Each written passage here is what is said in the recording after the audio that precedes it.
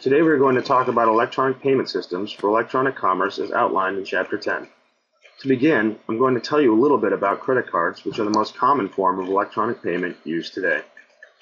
Many of us use credit cards on a daily basis, but few people actually understand what happens when the card is swiped by a merchant.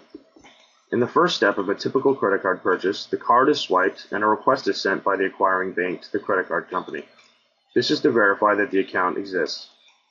Next, the credit card company sends payment authorization requests to the card issuer. Many times this is the customer's bank. The final step that takes place in a credit card purchase is the purchase authorization. Before the issuer sends an authorization back, it will check to make sure that there is sufficient credit in the account to complete the purchase. If there is sufficient credit, the issuer will send an authorization response to both the merchant and the acquirer so that the transaction can be completed.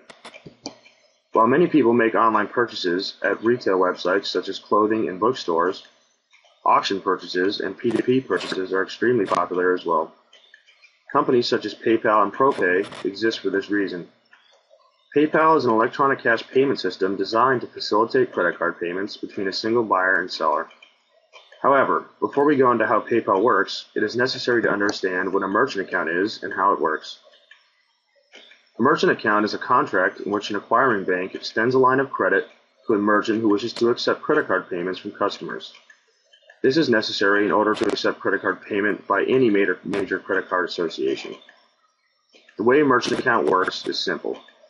The customer submits a credit card payment either online or in-store. Then the payment amount is credited to the merchant account, where it is usually charged a small fee. After a period of time, the payment is transferred to the merchant's bank account. In the case of PayPal and ProPay, the merchant account is owned by the company itself. What makes these intermediaries even more useful to the everyday vendor is the fact that the vendor may accept payment through the use of any major credit card association.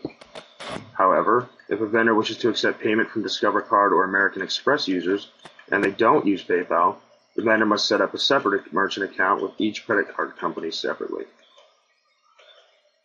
Now, Luke will illustrate how to use PayPal and some of the benefits of doing so.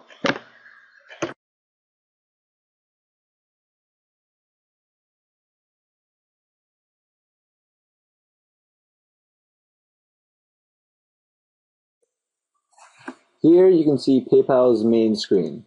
All you have to do is log in. Be sure to use a secure password, as it is your money you're dealing with, and it'll bring you to your members page.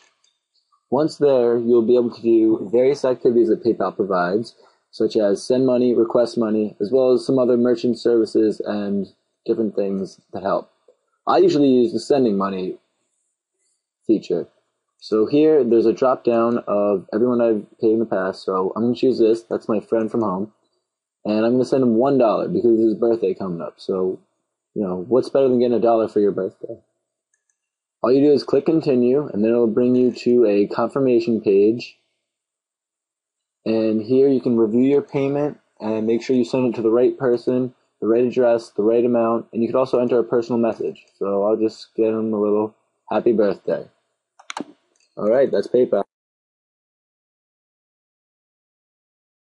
Let's take a look at some other electronic payment options.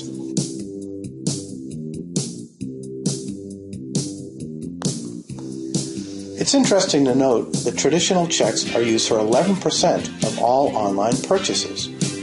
So offering these online shoppers an option for paying by online check could help improve customer retention at your website.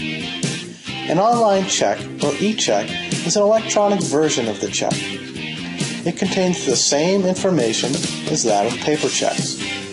Based on the same rich legal framework as the paper check, it can be exchanged directly between the parties. The buyer fills out a form that looks like a check on the screen, providing his or her banking information, the date, and the amount, and then clicks the send button.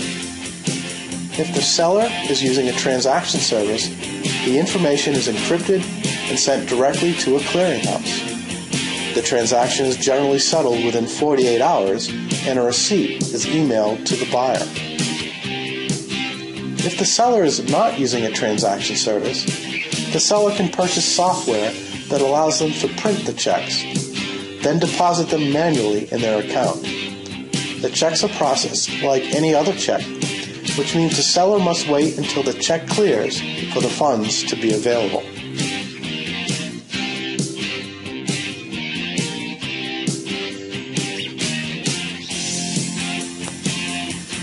Online banking and bill payment is a popular option among many having access to the internet. In many cases, you are able to pay your bills as early as the next business day. Screens are organized to make it easier for you to view your account. You can set payment reminder alerts, review billing details, and make payments. Simply click the amount field of any biller, and the intelligent payment assistant automatically populates with biller information, pending payments, and recent payments. To pay a bill, enter the amount of the payment, and the earliest available pay date automatically populates in the pay date field. If you'd like to change the date, simply click on the calendar icon and choose a new one. The pay date is the date the biller receives the payment. A couple of quick clicks, and you're done. A prepaid card is a cost-effective alternative to carrying cash and paying check cashing fees. Because it is a pre-funded card, you only spend what money you load on it, and you can typically get it without a credit check or a bank account. Simply purchase a prepaid card and load it with the cash amount you choose. You can usually make purchases and pay bills anywhere the card brand is accepted. Stored value cards can be purchased as one-time use, as in a gift card, or in the reloadable variety and used over and over and over again. Smart cards store value on a microchip embedded in the card. Value is exchanged from the chip on the card to a chip in a terminal or card reader. These cards behave exactly like cash, offering immediate transfer of value without requiring a signature, a PIN, or other transaction authorization. Here's a demo of Visa's smart card called the PayWave. Introducing Visa PayWave, a new feature of Visa cards. Cards with Visa PayWave work just like regular Visa cards. You can swipe it to make purchases as you normally do. But here's the big difference. Whenever you see this symbol, you can make a purchase simply by waving your card in front of the reader. Here's how easy it is. Using your mouse, just click on the Visa card with the Visa PayWave feature. Now, hold it up to the reader.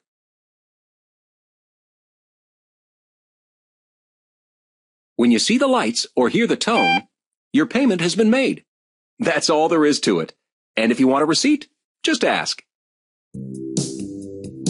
Smart card technology has been added to cell phones in a pilot program in San Francisco that allows riders of the Bay Area Regional Transit to pay transit fees by waving or tapping their phones at a turnstile reader. The explosion of web-enabled phones is expanding the possibility of electronic payment. PayPal now allows you to check balances, send money, and request money all from your cell phone. You can send money to another cell phone even if the receiver doesn't have a PayPal account. Visa is piloting a similar application where you'll be able to send money from one Visa card holder to another using your cell phone. Here's another e-payment application for cell phone from Verus.com. I've been using Verus now for probably 7 years now, and it's the parking meters that I use, and huge benefit. I travel around the country in different cities, and the ability to kind of just quickly pay and use it right then and there is perfect for me. My first try was very, very simple. I mean, you just call in, give your location, your time, and where you are, and how much time you need, and away you go. So it was a really useful first time. I was at the game the other night, and it went in overtime, and I was sitting right there. I called into Verus and just added more time to the meter, and it was just perfect. It worked really, really well. I can't remember the number of parking tickets I used to get before I started using Verus.